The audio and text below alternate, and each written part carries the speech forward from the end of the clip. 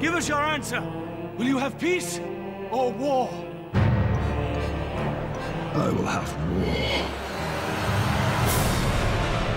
The third Hobbit film is the last piece of the puzzle.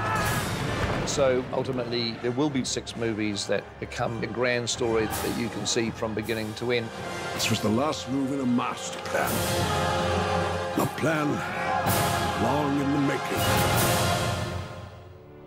In the end, all these threads are going to intersect. Then people are going to see each story feeding into the other because they were always all part of the same story. Before you came along, we Bagginses were very well thought of. Hello, Mr. Bilbo. Never had any adventures or did anything unexpected. If you're referring to the incident with the dragon,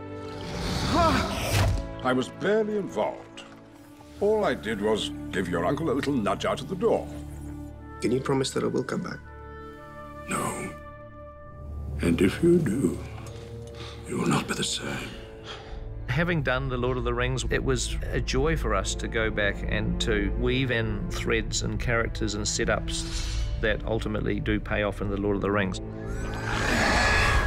In The Hobbit, we also layer in and introduce the resurrection of Sauron.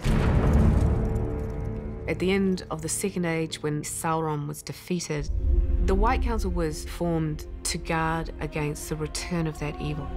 There is something at work beyond the evil of Smaug. Something far more powerful. Sauron! The Battle of the Five Armies is initiated by Sauron. His armies are going to make this attack. And so, ultimately, it is his first strike. Why show his hand now? Because we forced him. We forced him, and the company of Thorin Oakenshield set out to reclaim their homeland. Sauron seeks control of the mountain. For where it lies, its strategic position. If Sauron can take the Lonely Mountain, he begins to corner the kingdoms of the free peoples of Middle-earth. Rivendell, Lorien, the Shire, even Gondor itself will fall. And so the Battle of the Five Armies is really the first conflict in the War of the Ring. It really is one of the most critical moments in the history of Middle-earth. Up until this battle, the elves and the dwarves have been at each other's throats. And so you get finally the realization that there is a greater enemy that is more important for them to be fighting rather than each other, which takes you through into the Lord of the Rings. This peril belongs to all Middle-earth. They must decide now how to end it. It's the beginnings of the pieces of the puzzle that lead to the formation of the Fellowship and the great fight for Middle-earth. But ultimately, the most important part of the battle to save Middle-earth is this little ring.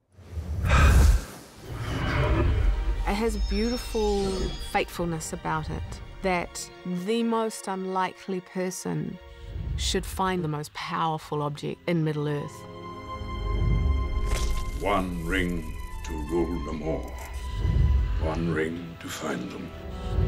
One ring to bring them all. And in the darkness, find them. Having done The Lord of the Rings first, we were able to bring to The Hobbit the importance of the very fateful moments that occur.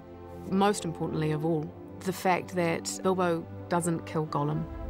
It's a pity Bilbo didn't kill him when he had the chance. Pity?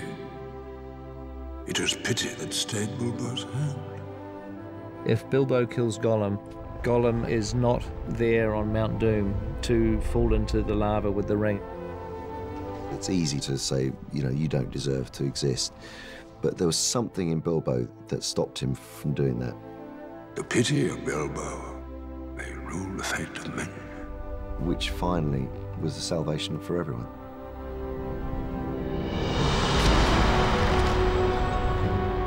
One day I'll remember. Remember everything that happened, the good, the bad. And how lucky I am that I made it home. Bilbo once told me his part in this tale would end, that each of us must come and go in the telling. There and Back Again, A Hobbit's Tale by Bilbo Baggins, and The Lord of the Rings by Frodo Baggins. You finished it. It's wonderful to see you, Gandalf. Bilbo, watch out for the dragon. Loyalty, honor, a willing heart. I can ask no more than that. Never thought I'd die fighting side by side with an elf. What about side by side with a friend? All you have to decide is what to do with the time that is given to you.